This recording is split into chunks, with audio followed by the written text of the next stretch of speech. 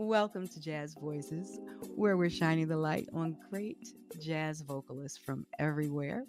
And I do mean everywhere because today we're talking to a fabulous vocalist, singer, songwriter, producer from London. And I'm so happy to have him. Thanks for joining me, Ola. Thank you so much for inviting me onto the show. Really, what an honor. Thank you. Oh, so awesome. Well, for those of you who do not know Ola Onabule, I love his name, first of all. Let me tell you a little bit about him. He is a singer, songwriter, producer, and recording artist based in London. He's been in the music business for a couple of decades now, and he has 9 albums to his credit, and they're all recorded under an independent label, Rugged Ram. Mhm. Um, yes. He's performed internationally at some of the world's most prestigious jazz festivals, including Montreal, Vancouver, London, Edmonton, Umbria, as well as many concert halls and clubs worldwide. So I am super excited to have him on today. I have not really interviewed any guy singers. Oh wow! Isn't So that I'm the crazy? first. You're really the first. Oh my good Yeah. lord! I've got to live up to all your best expectations now. Oh no! I've You got to be in already my best form at you 9:30 in the already evening. you already have. Okay. Oh I like to start at the beginning, Ola, yeah. if you will let us know anyway. Mhm. Um, um, you were born in London, Yep. but then you moved to Nigeria when you were 7 Yeah. and returned to London at 17. Mhm. What motivated you to come back to London? My parents thought it was time for me to go and get a university education, and they Uh, thought, a British education, a British degree would put the seal on the education I'd had so far. It okay. was kind of the thing that a lot of parents back then were doing. You do everything up to high school, and then you'd go and do the last couple of years of high school, what we call A level in the UK, Oh, and then okay. you'd go on to a British university, and that was the plan. I was supposed to go off and become a lawyer, um, and I found music instead. And you found music instead of law school, and Absolutely. your parents were excited, right? They were like, Oh, oh, "Yay!" they couldn't have been more thrilled. It's like, wow, well done. Okay, well, you must have always been musically inclined, obviously. Um, Tell us about your journey, where it Yeah, started. well, in a weird kind of turn of events, my parents are completely to blame for my love of music. Okay. Um, when I was a kid in the UK, up to the age of 7, they were students, and they lived in at first a very small bed sit, and then a very small flat, and Mhm. my bed was a bed that you'd kind of fold out at the end of the Mhm. day, and I'd sleep. But the thing is, my head was parallel and just a foot away from their record player. And so I would go to bed to the sound of jazz and soul and Motown and the Beatles playing, and I would wake up to more of the same. So I had no choice but to be completely obsessed with music. And so I was always singing, but because they were professionals and that's what they expected of me as the firstborn son, to go off, as I said, and be a lawyer. It was the love that dare not speak its name. I had to kind of join choirs on the sly, in secret. I had to, get together with friends and play songs on guitars in Right. secret, and all that kind of stuff. Right, But right. I was completely obsessed, and I joined every band, and and joined every choir that would have me. Okay. And you said you're the firstborn and you have Mm, siblings. So I do, you have yes. brothers and sisters? Well, there's a whole range from doctors to pharmacists to bankers to economists, all Uh-huh. professionals. Oh, really? I'm And yeah, how many sisters do you have? I have 3 sisters and 2 You have brothers. 3 sisters and 2 brothers, and you Yes, are the oldest. and I'm the oldest, yes.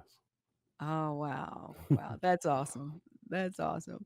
Do your brothers and sisters, are they musicians at all? Do they play any instruments or sing?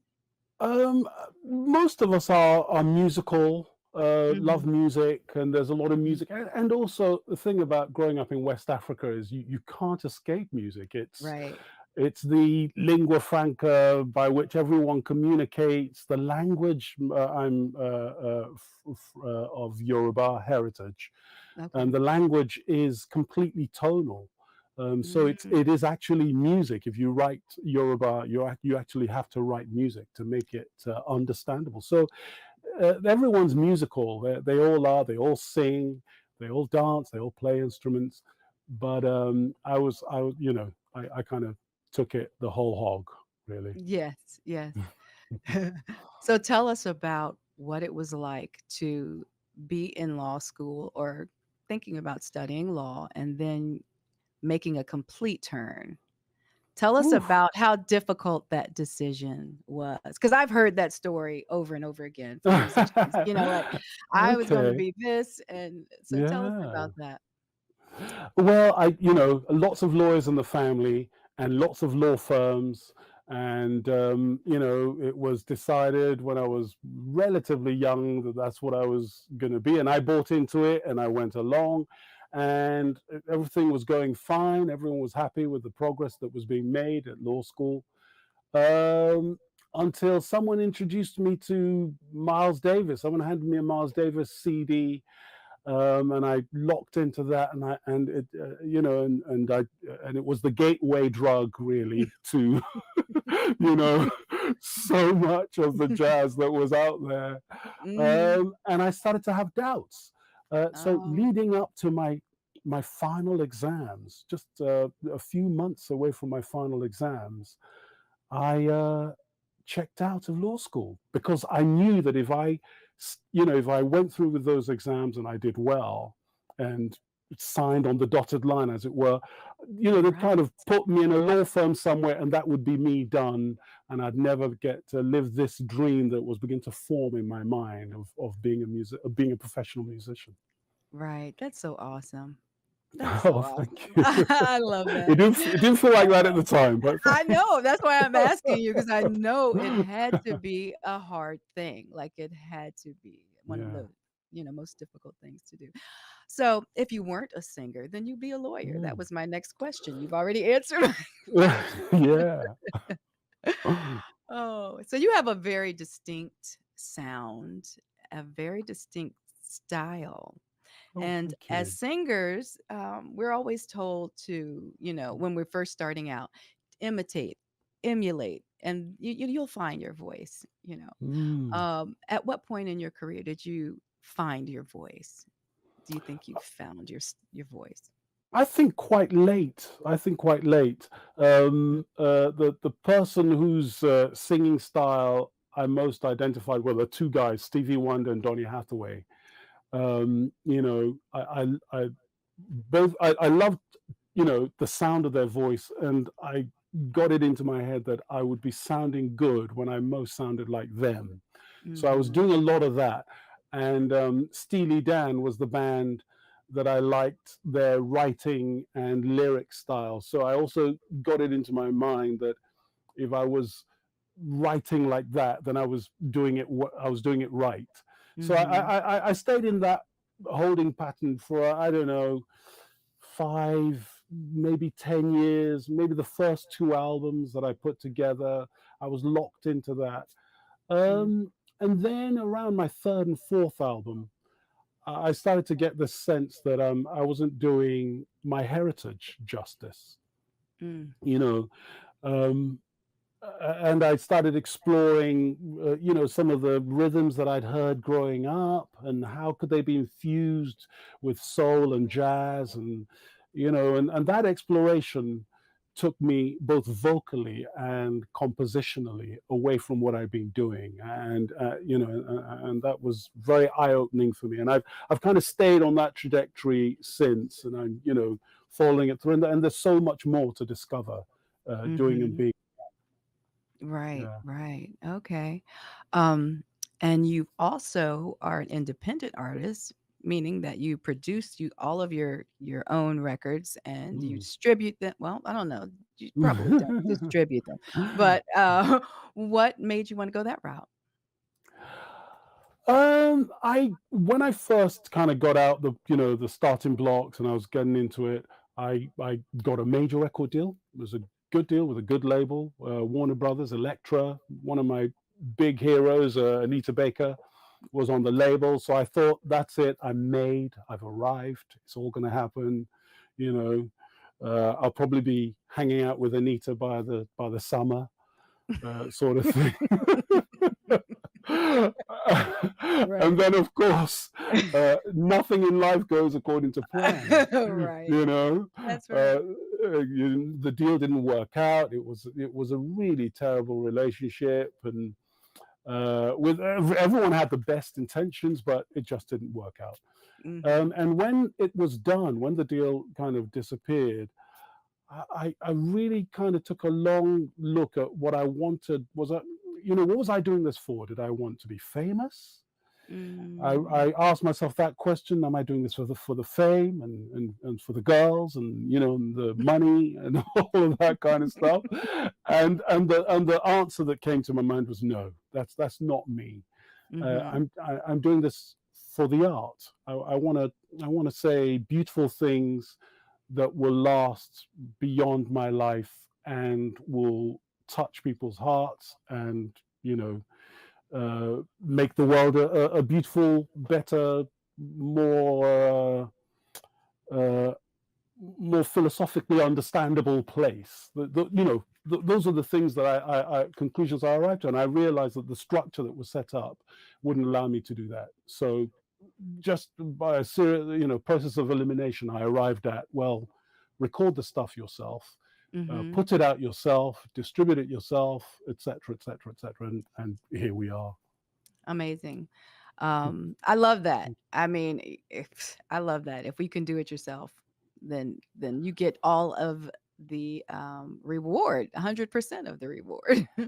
Yeah, Yeah, it's yeah, it's all on you, and yeah. and it teaches you to be responsible for yourself. And if you don't love yourself, you can't Right. expect anyone else to. And if you don't respect what you're writing and what you're saying, you Hmm. can't. All of that stuff All of that. follows, yeah, Right. as a result. And you truly learn the business. You learn every aspect of the business. Exactly. Yeah. Yes. Which has become. I mean, at the time, I didn't realize how much that was going to become like the way it was going to be for everybody. If you're a modern musician, you can't exist nowadays if you don't have at least some essential understanding of this business because it's Oh, changed so much. for sure. For Mm. sure. So you've been in the business for about 20 years now, performing and recording and performing and recording and here and there. What did it feel like for you when the world shut down and you couldn't perform or be Oh, around people? What was that like for you? honestly, big, big, big question. That probably was the most profound moment of crisis. If I'm Mhm. not singing, if I'm not, my Right. entire life has been about communicating with people, making eye to eye contact, meeting the people who come to the shows after the show, and building some of these people I've known from the first day I stepped out on a stage. They're my family. They're who I get my sense of identity from them, and then all of that was gone. Yes. Silence. It was scary, really, really kind of strange and just perplexing, and it made me go inside. I think a lot of artists, Mm. all the people that I spoke to, all my friends, we were all in the same place. And I spent the first 3 months of lockdown just gardening, uh, I don't know. I've never been a gardener. Oh, that's what I was gonna say. Is that one of your hobbies? It Never became been a one of your gar It became one of the things I had to do, Oh, wow. Wow. just to kind of do something, engage my head and well, because if I sat around thinking about it, I'd just immediately plummet and get depressed. And Right. then someone said, "Why don't you live stream?" No, in fact, it was the Blue Note in New York called and Okay. said, "We're doing this thing called live streaming. All you need to do is set up a camera and put on a show, and the people will watch it, and that will be cool like that." And I said, "Okay." And I tried this thing, absolutely loved it, and I called all my musician friends, and they were all in the same place, they were all in the same headspace, and we just decided to start doing that, and we did that throughout lockdown. It was such a lifeline.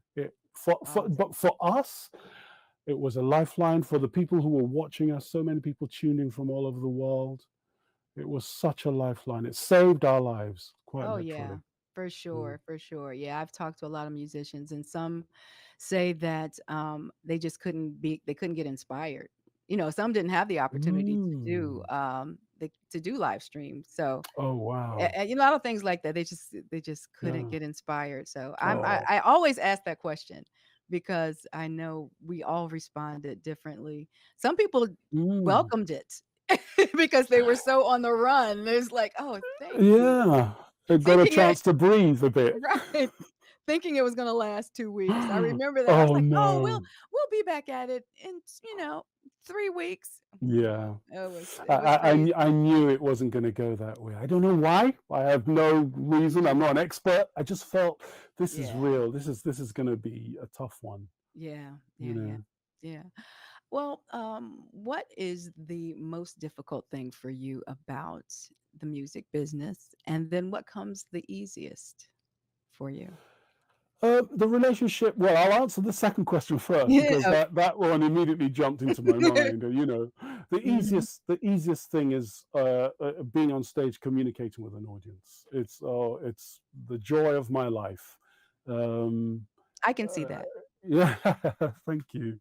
Mhm. It's just it's just what we're meant to do. It's what we're placed on this earth to do, is to connect with one another and Mhm. and say um, kind and loving and caring things to one another, and to help one another resolve, you know, all the shared mysteries, especially all those mysteries that people think are unique to them. All the Mhm. sadnesses that people think, "Oh, I'm the only one who's going through this." Sometimes the only time I've heard a reflection of things that I feel is in a song. Someone will say something, I Mhm. think, "Whoa, that's exactly what Right. I'm feeling." So that is by far the best part of it.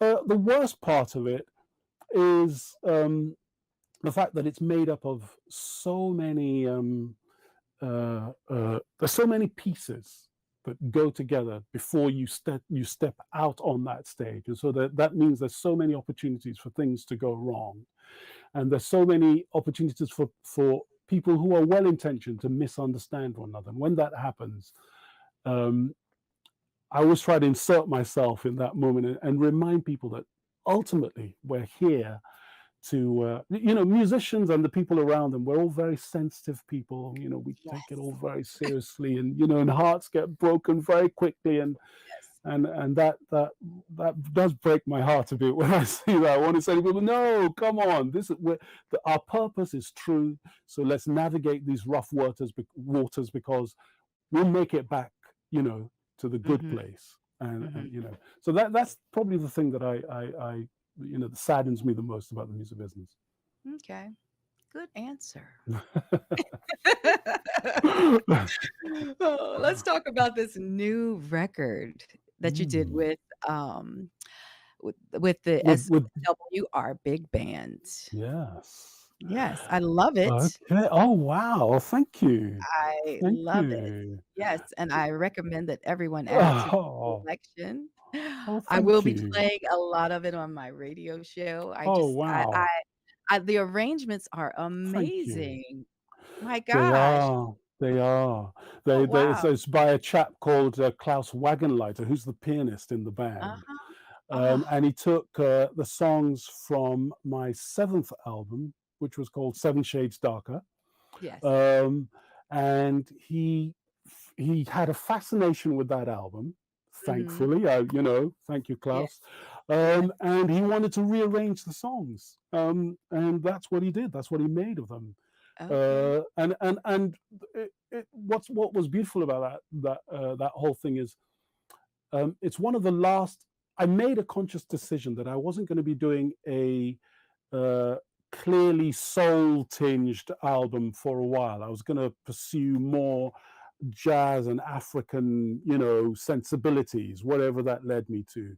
So I Mhm. put, and because I started the project with that in mind, I think I just wrote, stuff that was, that just needed to be said in that way that you do something when you think you're not going to come back to it ever again. I put Mhm. it Mhm. all on and I thought, okay, I've done this, and I was feeling really proud of myself, thinking it couldn't be advanced, it couldn't be bettered. And then I Right. heard his arrangements, and I just thought, whoa, Those were the words I was actually going to say, as if these songs could not be any better. oh, I mean, I really dug it. I really, really dug it. oh, Let thank Love you, Alone.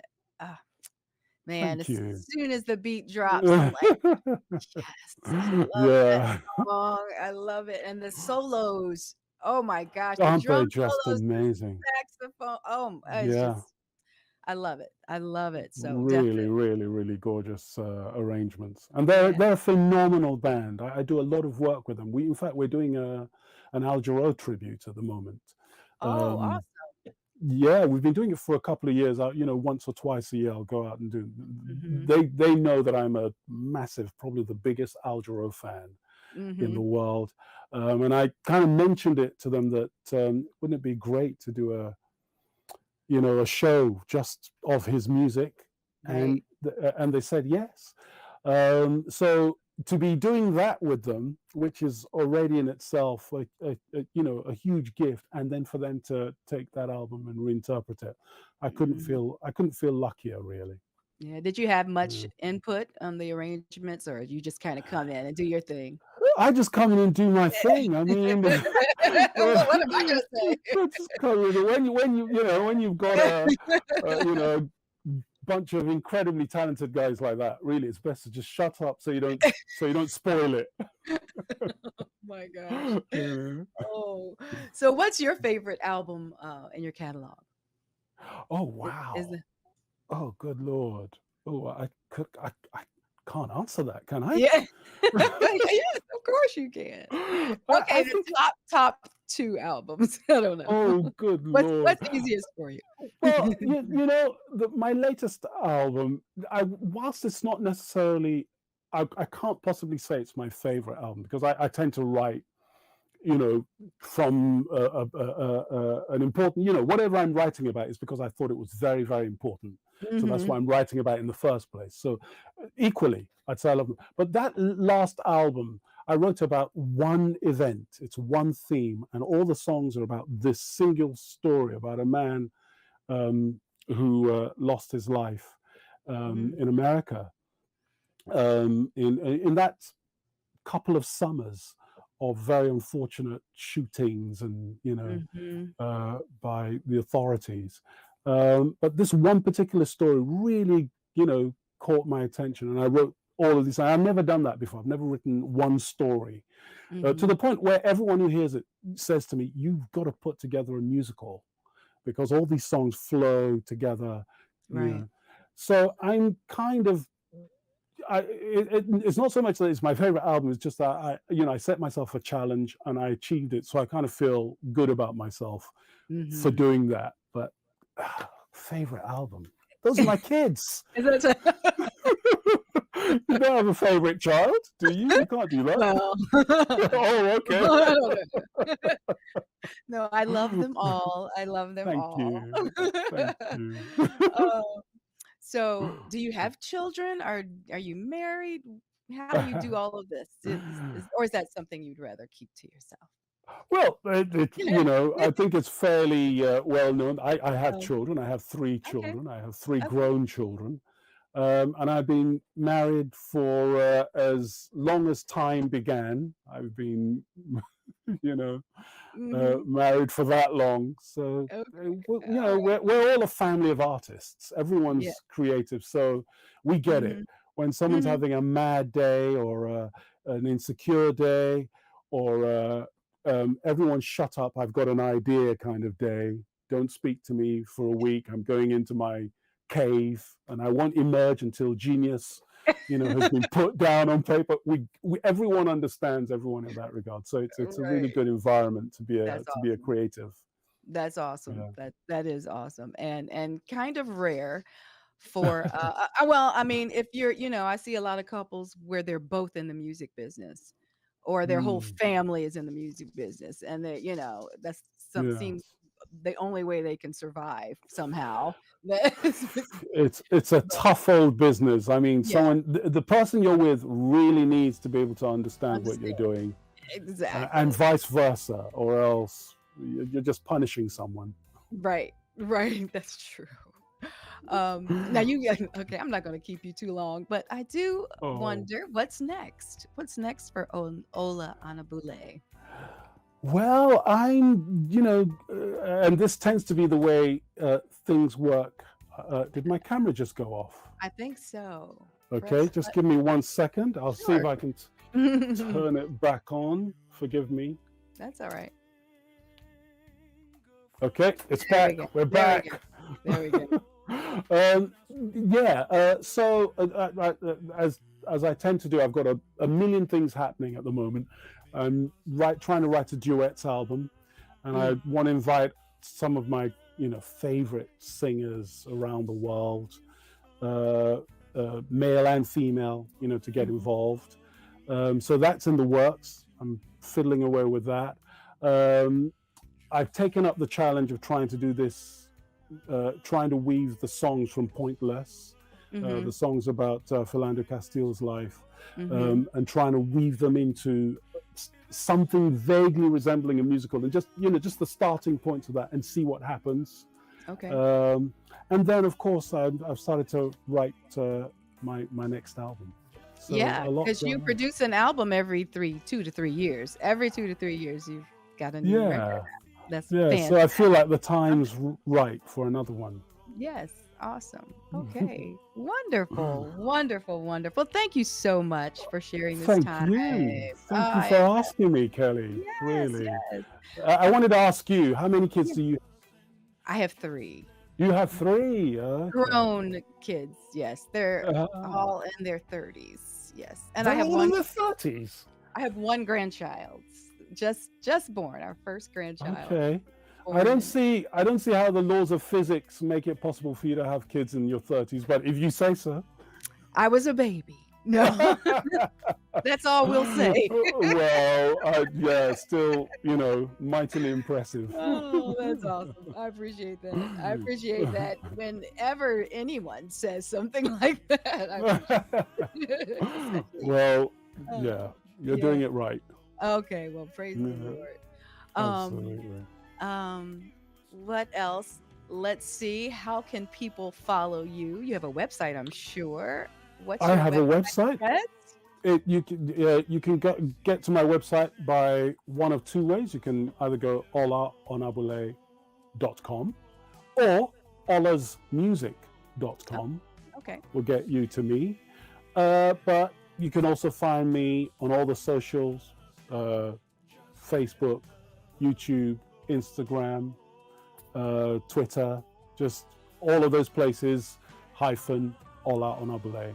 Okay. Um, Right. I'm the easiest Nigerian in the world to find, really, honestly. Honestly, yeah. Yes, you are.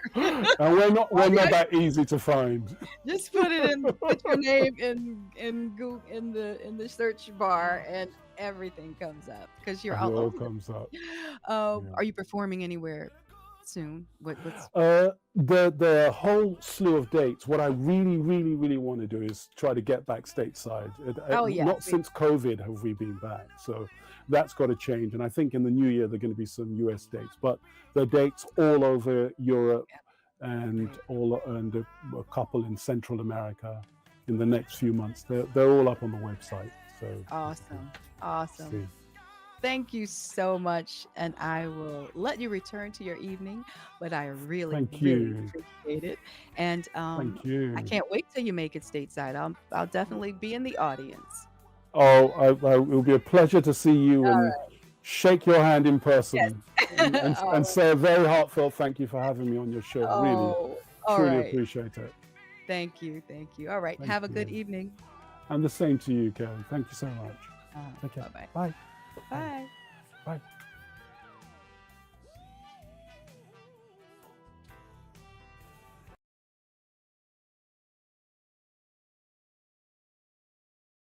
Name in soon. What's There are a whole slew of dates. What I really want to do is try to get back stateside. Oh, yeah. Not since COVID have we been back, so that's got to change. And I think in the new year there are going to be some US dates, but there are dates all over Europe and a couple in Central America in the next few months. They're all up on the website. So awesome.